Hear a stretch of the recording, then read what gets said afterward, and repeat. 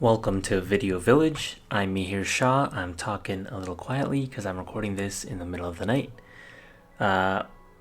Today we have a very special episode. We are talking about Past Lives, a film that is A, streaming on Paramount Plus, B, nominated for Best Picture and Best Screenplay at this year's Oscars, and C, and most importantly, my favorite movie of 2023.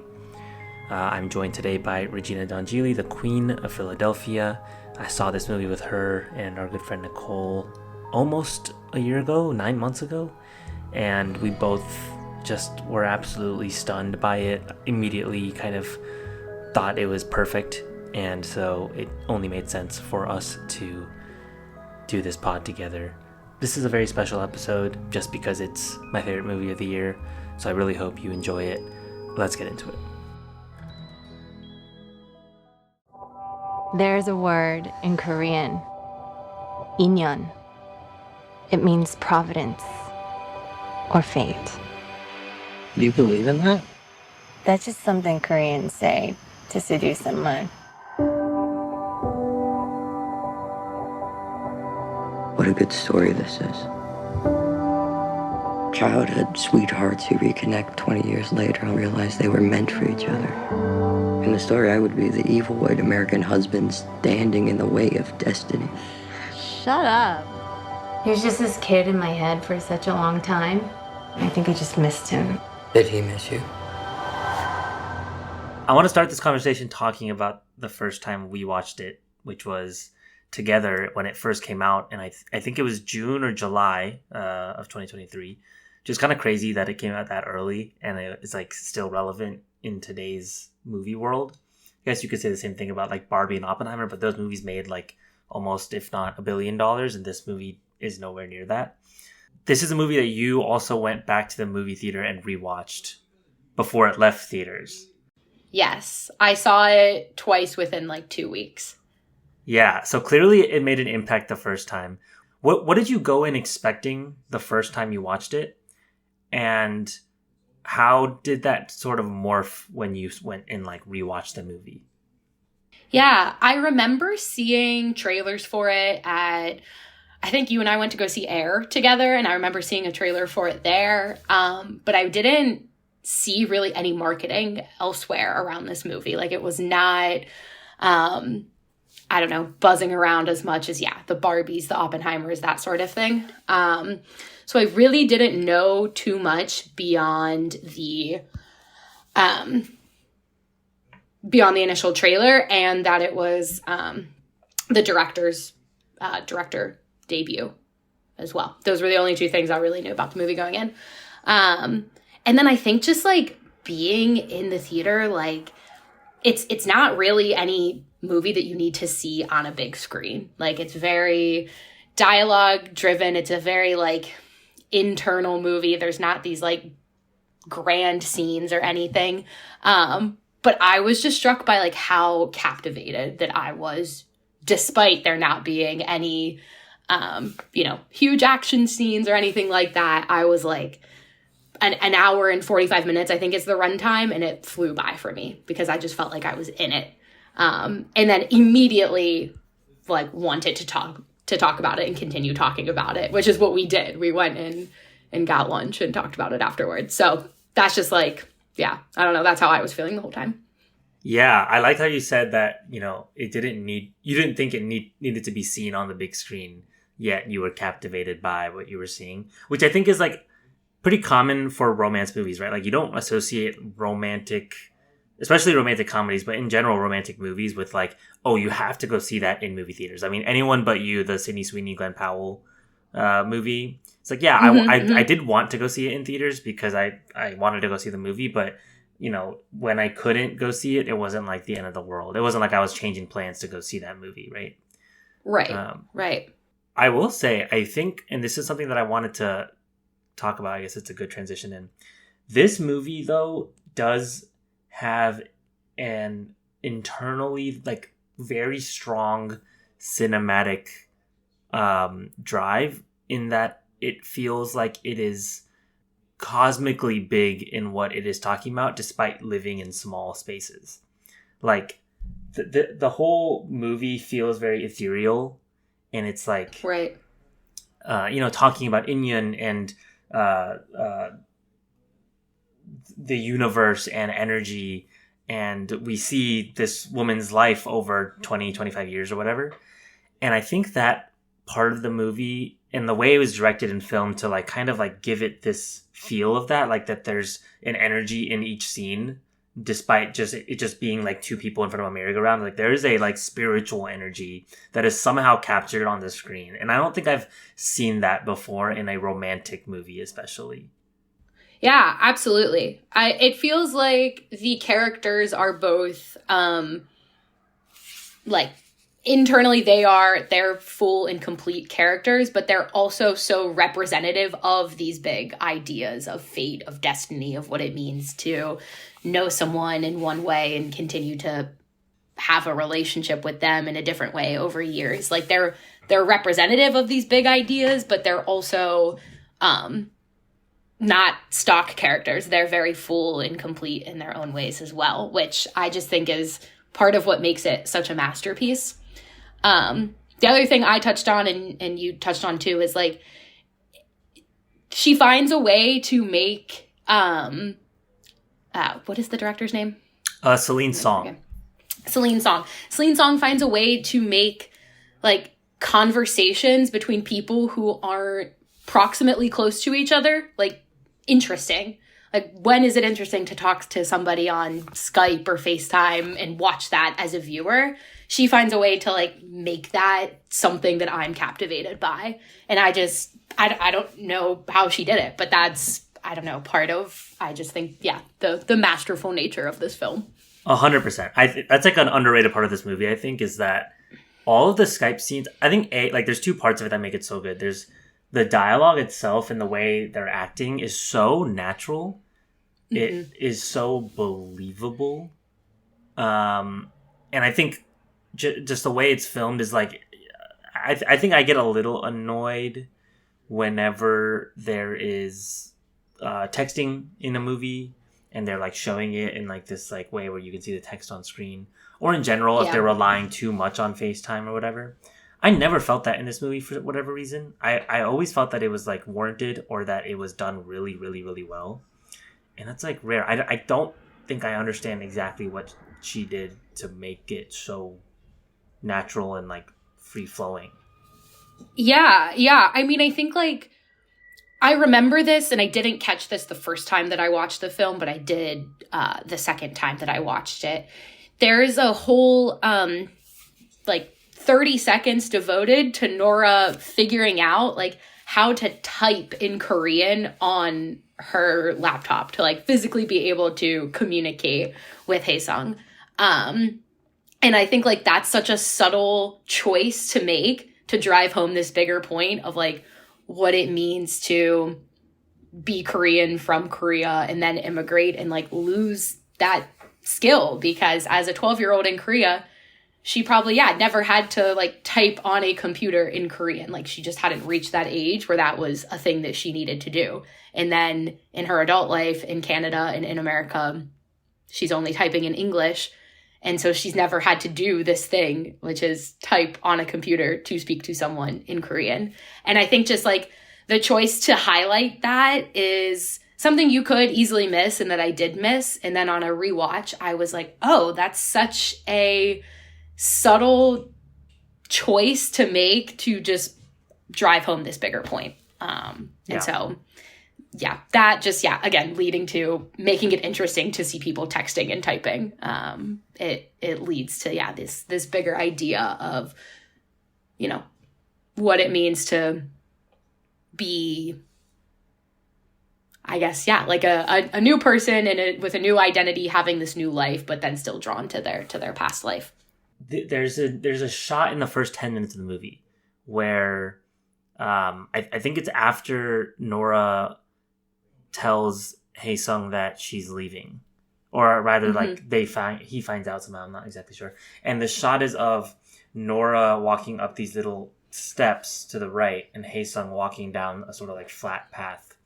And I remember you bringing up like hey, was that like symbolism? And I was like, oh, Yeah. 100% Yeah. it was symbolism. Like I didn't really think about it in the moment then, but I was like, yeah, that is basically like there's this theme throughout the movie that is not really ever hit on the head, but that's probably the most like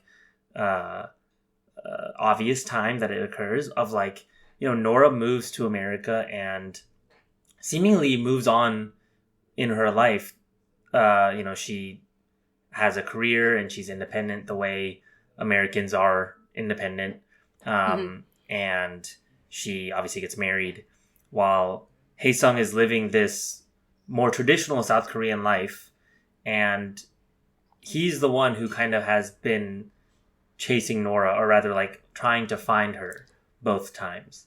And I don't think the filmmakers are like saying that there's something wrong with either one of those things, but rather that like there is an inherent truth to both of those worlds where like, yeah, she moved to America, so she was afforded certain things that Hae-sung was not afforded in a certain way. I thought that was fascinating, and I think the part of that was the most interesting to me by the end of the movie was that Hae-sung was had obviously like less confidence than Nora. And I was like, like that was such a deliberate choice. Like it didn't have to be that overt, but there's literally like a couple lines of dialogue where he's like, "Oh, like that girl doesn't want a simpleton like me or whatever." I'm not really sure where I'm going with this, but I just remember picking up on it and thinking that it was a really like a really like important detail to put in a movie about these two cultures and what it means to like try to bridge these two cultures after 20 years of a gap when you're trying to fight for having both sides of it. I don't know. What did you make of all of the parts of that movie that were trying to like connect those two cultures? I started this conversation with just that shot that you brought up, and then it got into this whole big thing. So sorry about that, but no, that's okay. You touched on so many things that I like want to hit. Mm-hmm. In terms of it, like first of all, I guess I would say like, what is this movie about? Because I think that it's like completely like has so many different themes. Like I think that this is a complete movie in talking about the like Korean immigration to Canada, the US experience, right? Because I think she immigrates first to Canada and then re-immigrates again to the US. I think when her family is first leaving Seoul, they're immigrating to Canada, and then she goes on to school, to college in the US. So there's also like two immigration situations happening. Not that that's super important, but just so I didn't even remember that. Talking about. I think you're right.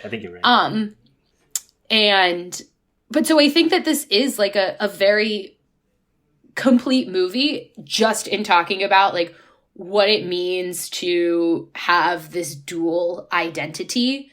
And it's said, I think, in the beginning of the film when Nora and Hae-sung go on like a little date or whatever. I mean, they're like 12, but they go on this little date and their moms are there like chaperoning the date, and the moms are talking while the kids are playing on a playground. And I think Hae-sung's mom asks like, why are you immigrating? Like you have such a great life here in Korea. The dad, I think, was a writer and the mom was an artist. Like they had these flourishing careers. And I think Nora's mom says something like, oh, you know, when you immigrate or when you make a big decision, but when you immigrate, you know, you're always going to leave something behind, but you're going to gain something as well.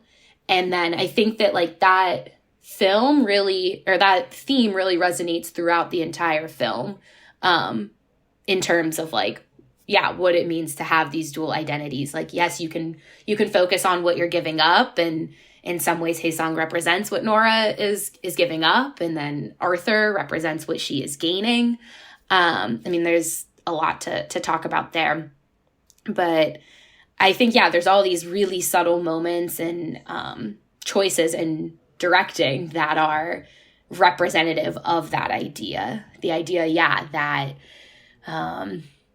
America or Canada or, you know, yeah, the West is this pathway up. And so, Nora's going on the steps up, and Hae-sung, where it's foreshadowing that his life is largely going to stay the same, and he's going to have what the typical Korean male experience is of growing up, going through, what's that called? Conscription? Oh. Mandatory military service. Yes. Yeah. And then he's, going to go on to college, and he's going to have a typical experience. So his road is flat. He can look 24 years into the future and see what his future is going to be, whereas Nora can't quite see what hers is going to be, but she's going up. I just love this film. I literally don't have anything bad to say about it. When I first watched this movie, I think I wrote down, I think I gave it like 5 out of 5 stars on the day I watched it, which I never have that. I rarely have that feeling. Mm-hmm. The first time you watch something that's a perfect movie. I was I basically think this is perfect. I'm not that it's the greatest movie ever made. That's what I'm saying is what it sets out to accomplish, this film. I think it accomplishes it and does it so well to the point of there's nothing else that I could ask for that premise because of how well-rounded and full it was. The people who actually worked on the movie, Celine Song, like you said, this is her first movie. She's a playwright, and she has been a playwright for a while in New York. And this movie is semi-autobiographical in that sense, where it's inspired by real events in her life and maybe multiple past relationships that she maybe found closure or wanted closure from. The actors in it, Greta Lee, who is incredible, and complete snub. Everyone's talking about Margot Robbie snub. Complete snub from the Oscars. Greta Lee not in Best Actress, I think is such a shame because this performance needs to be seen by the world, and I just feel like she is criminally underrated. Do you think? Sorry, I know we're talking about who's in this film, but do you think because this is such a, I keep using the word subtle, because it's such a subtle film, that's part of why it's getting Greta Lee is getting snubbed, and Celine Song is not up for director, or is she? I think so. Yeah. I think yeah. Sadly, I think the Oscars sometimes nominate subtle performances, but more often than not, they're going to nominate big biopic performances and big transformation roles. Honestly, Mm-hmm. it's a good argument as to why Margot Robbie didn't get nominated either. Margot Robbie's work in Barbie it's a comedy, but her acting at times is pretty subtle, the change she goes through, and it's very easy to write her off. Whereas Ryan Gosling in that movie has all the big fun parts. But yeah, I think you're right on the money. I think it's just it's not a performance that you leave being oh, give her all the Oscars, when in fact Mm-hmm. I think her ability to literally and metaphorically navigate the situations in this movie and kind of show intense vulnerability. I think all the actors do, but I think her and Arthur, who's played by John, let me get his last name right, John Magaro, who I've only seen in The Big Short. He was really funny in that movie, but I've never seen him in anything else. I think they're both really, the writing is incredibly mature, but they both play those characters to the fullest extent of we are real people, and even though you may want to root against Arthur, you can't really root against him because of how human of a character Mm-hmm. he is. And to that point, I'm not rooting against Arthur. Here, I'll take a step back from that too. I don't recall how I felt the first time that I watched it, but reflecting back on it now, I don't want Nora to be with Hae-sung. I don't think that, I think I'm okay that she didn't run off with him and jump in the cab with him and go back to Seoul. I wasn't really expecting that to happen, and I wasn't hoping that would happen either. Yeah. And I think because these characters are so mature, and because the this theme of Inyoon is floating through the movie, it would be odd to me if that is what happened. Not to say that it would be wrong, but it wasn't like this kind of love triangle movie where I felt like two men are like pining for the girl and she's going to have to make a choice. Like she does have difficult choices and difficult conversations throughout the film, but not in a way where it's like, oh, I'm choosing between these two men. It wasn't a movie to me about that. Yeah. You are one of like two people. I mean, I think it's like you, Osman, and like one or two other people in my life who like walked away from Past Lives being like, I love that movie. I think most other people I've talked to were disappointed in some regard with the pacing, with the actual story, with the plot. And I think it's because a lot of people walk into this movie expecting a love story. And I think this is not a movie about love so much as it is a movie about finding closure, right? Because the end of the movie, the closure that Greta Lee's character Nora gets, is not actually closure. The closure comes from the fact that like, maybe we will meet again, but this is not the time for us, you know? Like, to me, you will always be the one who leaves. Like, there's a closure in defining that with Hae-sung. But it's not like, oh, this is what we are, perfect, see you, bye. Or like, I love you, you don't love me? Great, now I hate you. It's like, it's not about that. Like, it's poetic the way it's like, we're gonna find closure by leaving things as open-ended as we are. And I think that's like, so wild. I've just like never seen a movie structured like that before.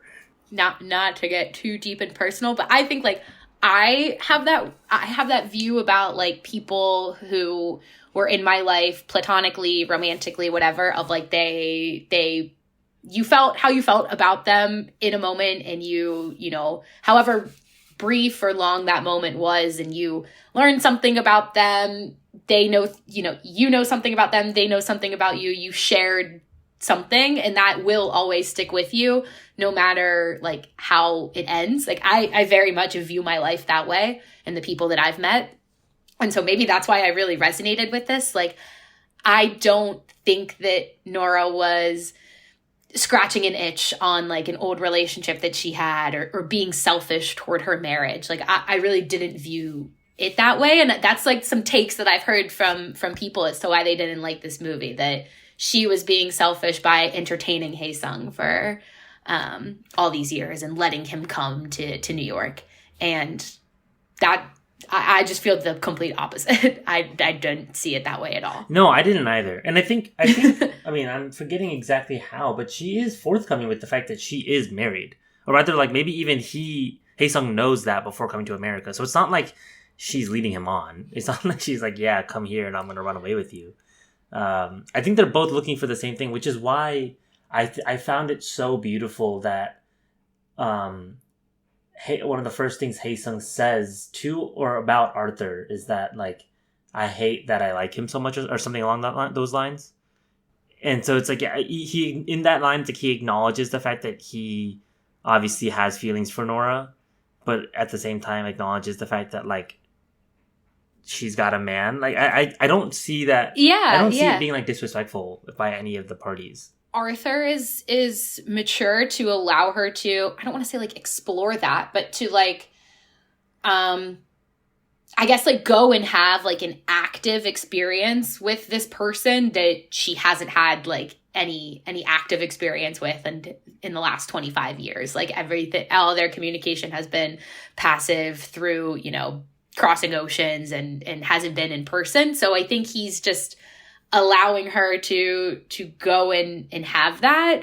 And he expresses his concerns in a very like real way. And it's more about not like him as a person, but more about him as like this, white English speaking American who feels like he can't access every single part of her. He talks about, oh, you dream in Korean, and there's this whole thing that is going on that I have no access to.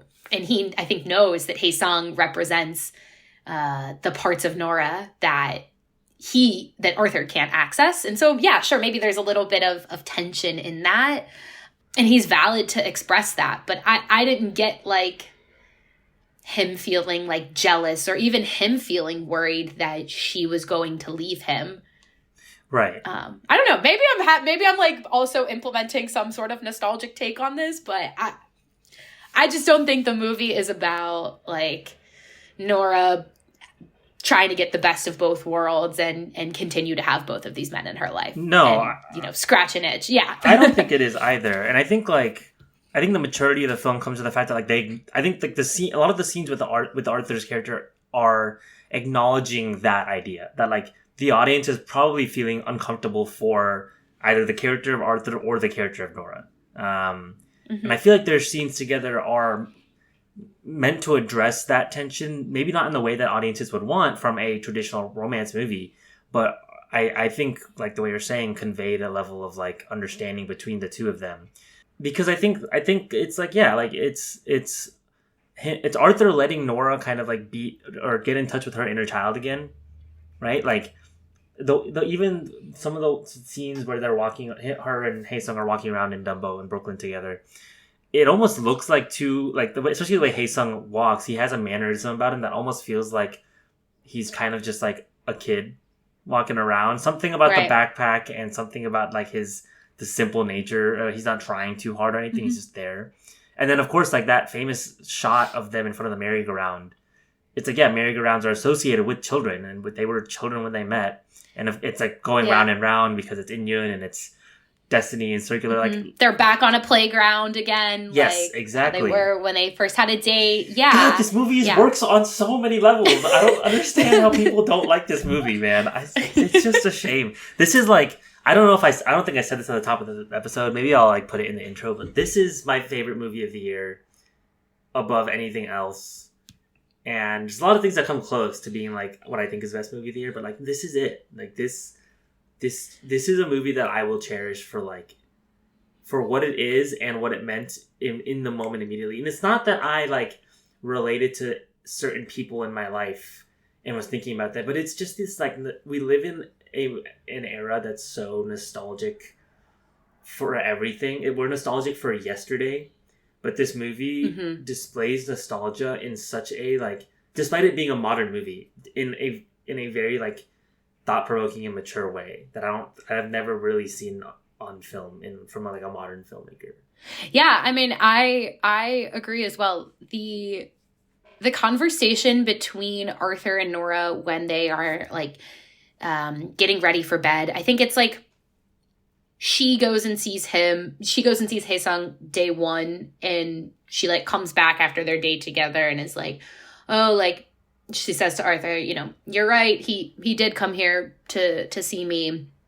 And then that kind of opens the door into Arthur and Nora having this conversation about like how she feels both like more and less Korean when Hae-sung is around. And then Arthur describes how, you know, that makes him feel like inadequate as a husband. And they're having this like really like mature and complex conversation while doing just the very mundane, like getting ready for bed routine. Like Nora's in the bathroom brushing her teeth and Arthur's getting a drink of water, and then they're sitting in bed. Like it's just such a like a normal scene to be talking about like a really like complex topic. And I don't have, you know, personal experiences towards stories with immigration or interracial relationships, but so I don't relate on that level. Yet the conversation that they're having was like just genuinely the most beautiful thing to like hear. I like left that and I was like, I don't think I've seen a movie that just like talked about something in the way that it did. I really can't even put like words to it. I just felt a lot despite having like really no life connection to the topics they were talking about. And like, I think if a movie can reach like the audience member that's representative of me, then like that's a good ass movie. I mean, I totally agree. It's like I could relate on a certain level, but not fully, right? Yeah. Like, but even in that conversation, it's not. And I think we've talked a lot about the dialogue. I don't want to like for anyone who's listening who maybe has not seen it for whatever reason. No, I'm not spoiler. I don't care about spoilers, but like I'm absolutely giving spoilers. Yeah. No, they should know that from the top. I'm not even gonna say it, but there's a line in that conversation where it's used in the trailer where Arthur says like, "What a beautiful story of like two like long lost best friends reconnecting 20 years later, and I would play the evil white husband, American husband, standing in the way of true love." And I think that's a really good line for like, spinning the genre on its head, but also just like a really good line to like put in a trailer to kind of like sell the movie, to be like, hey, this is, you might think this is what the movie is. It's not what the movie is. So I'm kind of talking about like criticisms of the movie that I've heard from friends and otherwise, like, I don't understand people who are saying that like, oh, this is just not like the love story that I thought it would be, or like the romance story I thought it would be. I was like, if you watched the trailer or knew anything about this movie, like, you shouldn't have known that this is not a romantic drama that is gonna like be in the form of a romantic drama that you have seen before. And I think it like is one of the best genre shifters I've seen in like recent years for any genre, let alone a romantic movie. Yeah, I mean, and there's a lot of choices about how they're displaying Nora and Arthur's relationship, right? Like, there's no like physical intimacy in the film, which is in a lot of romantic movies. And they also are having a conversation of like, yes, we love each other, but like, also you needed a visa and we needed to get married. Like, and so and I'm not trying to say that other romantic movies can't explore complex themes. That's not what I'm saying at all. I just think that this movie is not trying to be romantic in the traditional sense. I think it's more of a movie about like identity and your place in the world, and like all of the things that impact like one person's identity with themselves and with like their broader culture. Yeah. No, that's beautifully said. I completely agree. We kind of hit on what, like, the critiques that I've been hearing, that like Nora is selfish, trying to scratch an itch. That was a big one that I heard. I do think we could talk a little bit more about the ending and the like single shot. Oh yes, I can't believe we haven't talked of it about all. Yeah, and the like awkwardness of the whole thing. Yeah, like I would love to dive more there. Yeah, I mean, and the bar scene. Yeah, wait, we have like, yes, you're right. The whole kind of the last act we haven't really unpacked. The bar scene. Let's start with the bar scene because it comes first. The bar scene's great. Probably my favorite part of it is when I think Nora goes to the bathroom, and it's just Hae-sung and Arthur, and I forget exactly the words that they share, but Hae-sung like puts a level of reassurance or conveys a level of reassurance towards Arthur that like, hey, all is good. And I think Arthur in that moment also like gains a certain respect for Hae-sung, and like actually I think for the first time really understands what's going on here, because in the bar scene Nora and Hae-sung are speaking in Korean for most of the time, and Arthur is literally sitting there in silence, not able to understand what's going on. And the translations that Nora is giving to Arthur are like just very general and basic. Like she's not relaying all of the information as often. That is, I've been in conversations with two people speaking Spanish and I'm not picking up on everything.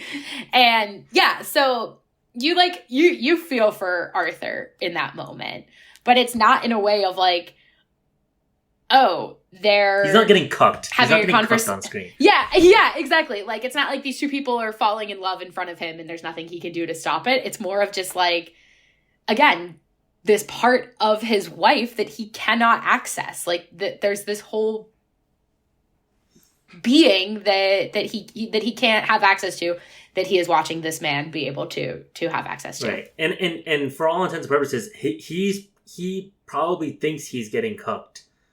Really, Until Hae-sung speaks directly to him, or at the very least, Hae-sung says to Nora, I hate that I like him so much, and then she kind of translates that. But even there's a level of miscommunication. It's not direct. It's not him hearing it from Hae-sung. So I really, really like the fact that like the only real interaction they have together alone is like when Nora's away. I don't know. I don't even remember what they said, but I just remember walking away being like, that was such a cool part of that moment. I still haven't fully like unpacked the decision to put the bar scene at the very beginning of the movie. I was going to talk to you about that as well. I don't think I understood it either. Cool. Yeah, and because you just see the three of them talking, but what you're hearing is presumably another table kind of people watching them at the bar and making assumptions about like, yeah, are the two Korean people together and the white guy's out, or like, how are these three people related? Are they coworkers? Is it a brother and sister? Like, that's what we're hearing, and it's interesting because I do think that's a theme in the film of like it's not necessarily about race, but I think it's more about identity. Yeah. And how I've been saying, the parts of Nora that Arthur doesn't think he can access. So I don't think that it's entirely like wrong to have that dialogue there. But if you truly knew nothing about the movie and you're seeing that opening scene, I think you are a little bit misled as to like what the movie's about. But maybe that's purposeful, you know? I don't know. I'll just start by saying, like, I don't think it needed to be in a movie by any means. I think it could have just started in Korea with them as kids, and we just watched the story unfold. I think it's a framing device to help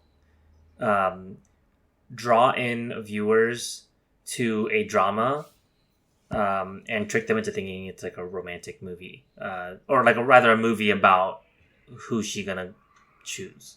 Because I think that's something that hooks people, and that's why people are going to go watch something in theaters. But even despite that, I still felt like, I guess what I'm saying is like, despite that framing, I was not concerned about like who she picked. It was rather like how she picked. You know what I'm saying? Like it was never so black and white. It's just more about what's actually occurring in the moment because of that moment. But yeah, so I guess I think it was just like screenwriting to sell a movie almost. Yeah, okay. And I'm fine with that. Like that doesn't bother me. Yeah. That choice. Do you want to talk about the ending of this movie, which I think might be? Hold on, let me pull up as I'm saying this take. Let me pull up my list of my favorite 2023 movies. This might be the best ending from 2023. I think Oppenheimer, Killers of the Flower Moon, both have really, really great endings. You know, Barbie's ending is really, really funny, but I think this ending is like so. It's masterfully crafted, and it's maybe the simplest thing you've ever seen in terms of execution. Single shot, walking together with Hae-sung from her apartment to where the Uber is. Yeah. They stand in silence, and it almost feels like she is about to lunge for a hug a couple times. There's like almost this like I'm not sure if I made it up or whatever, but there is this subtle leaning that is occurring, and that doesn't happen, and instead they're just kind of looking at each other for 20 seconds, and then the Uber comes and he leaves, and then she walks back and she cries in Arthur's arms, and the movie ends. Holy shit. There's so much there. There's her walking with Hae-sung like back into her old life, or just like away from her current life.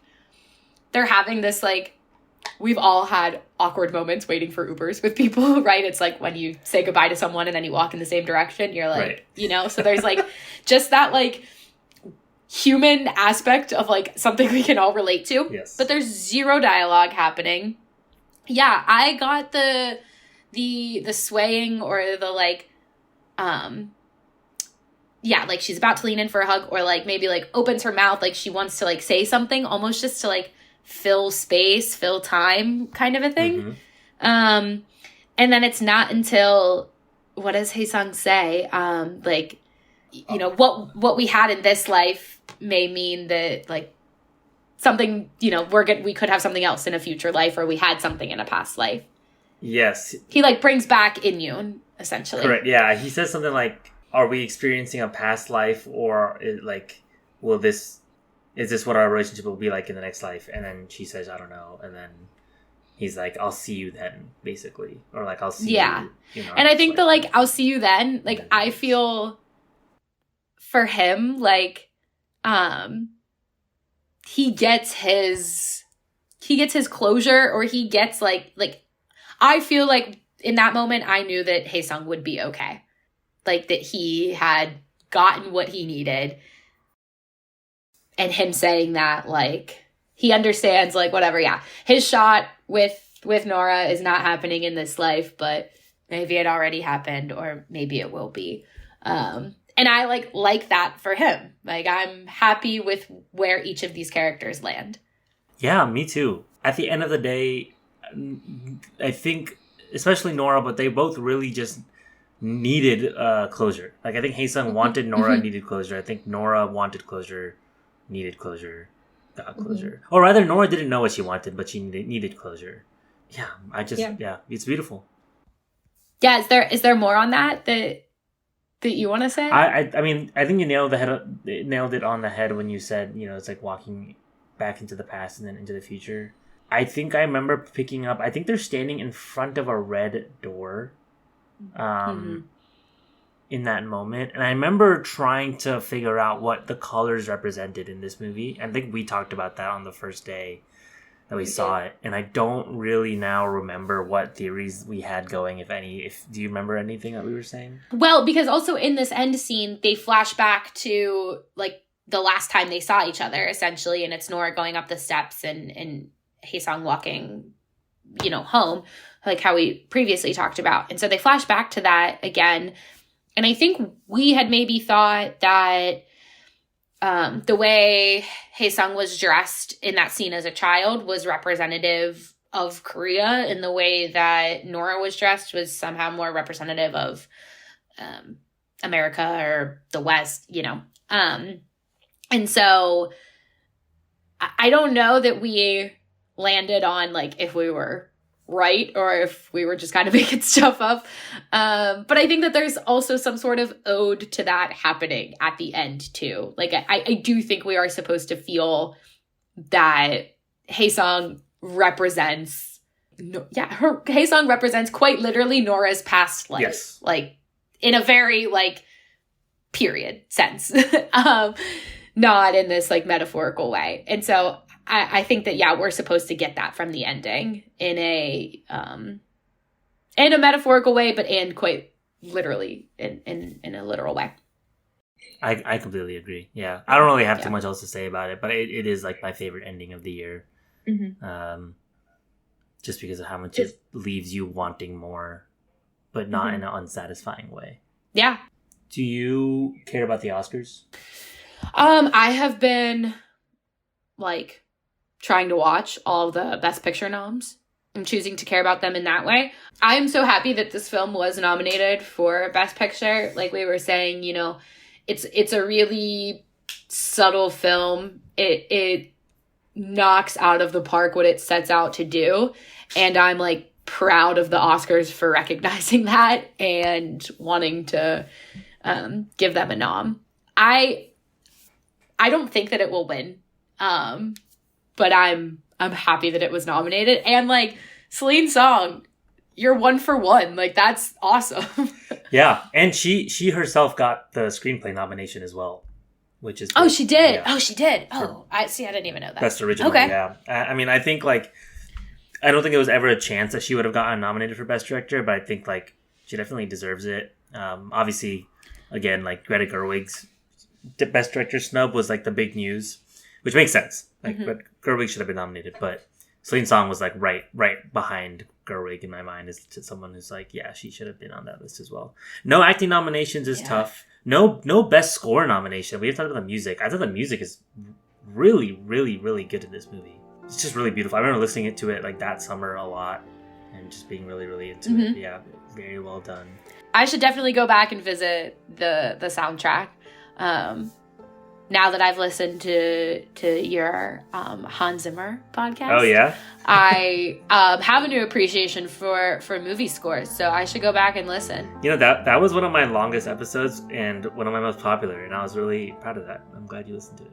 Yeah, there was a day like a week or two ago when I texted you, and I had you in my ear all day. Like I was just listening to like 4 or 5 episodes, and I was like, I've just had Mihir's voice in my head for the last 7.5 hours. That's incredible. Holy shit. Yeah. I was like, that. I don't think anyone's listened to you talk for that long. No, literally no one. Literally no one. Well, thank you for your service. So that was funny.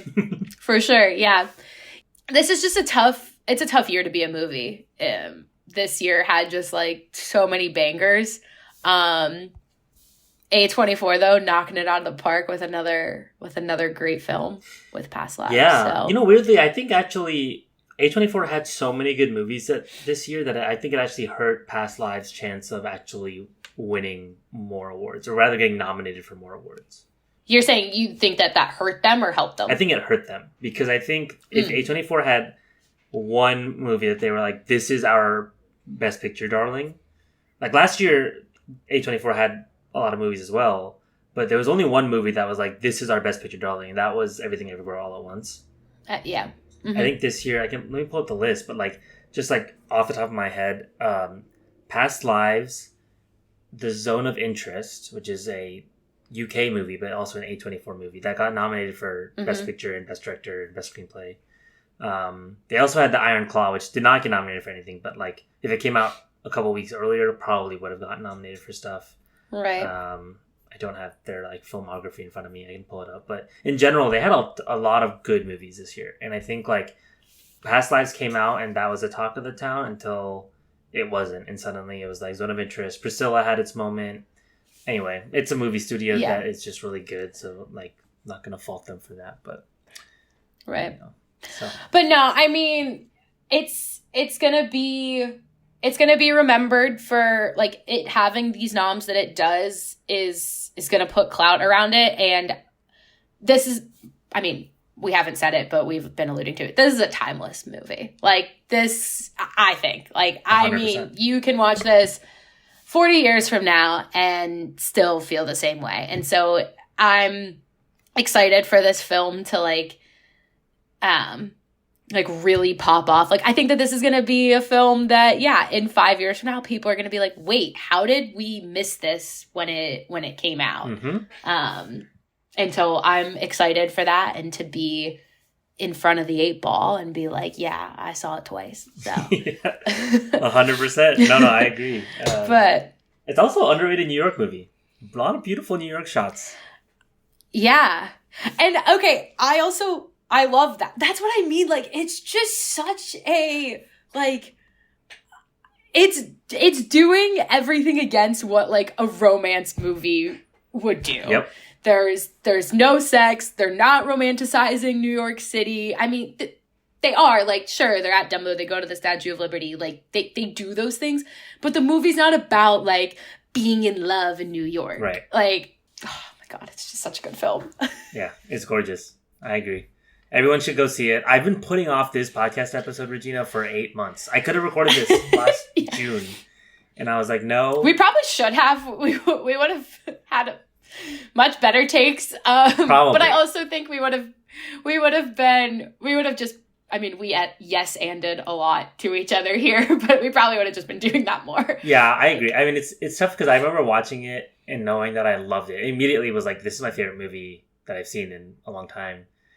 And then I knew I had a feeling that it'd be relevant during award season. Luckily, it is, like, just barely, and so it still works. But if it hadn't gotten nominated for Oscars, I would have been like, "Well, fuck! I like missed my opportunity to talk about this movie on the pod," which would have been really bad. Yeah. But I'm really happy that I could do this podcast with you because I saw it with you, and you're like its number one fan. So I'm just so happy that you were able to do this. Yeah, this is a good one, and I'm excited to like revisit it when I'm at a different place in my life or, you know, in a different relationship or something. Like, I'm really excited to keep revisiting this movie, and I want everyone who watches it to love it. Yes. Or if you don't, to defend your taste. Yeah, exactly. Oh, man. Any closing thoughts, or is that it? I think that's it. Cool. Go see this movie. The good news is that it's going to hit just as hard on streaming. You don't need to see it on a big screen, so don't pass it up when you can see it for free. Completely agree. I think it's streaming on Paramount Plus now. Go watch it. Go watch more movies. Regina, I'm going to do my little sign off now. Regina, thanks for doing the pod. Listeners, hope you enjoyed this episode. Keep watching movies, and we will see you next time. Peace. Special thanks to my lovely girlfriend Krupa Patel for the podcast's artwork, and my good friend Kevin Cow for the music that you're listening to now. You can find more of his music on Instagram at Waguang Beats. Thanks, y'all.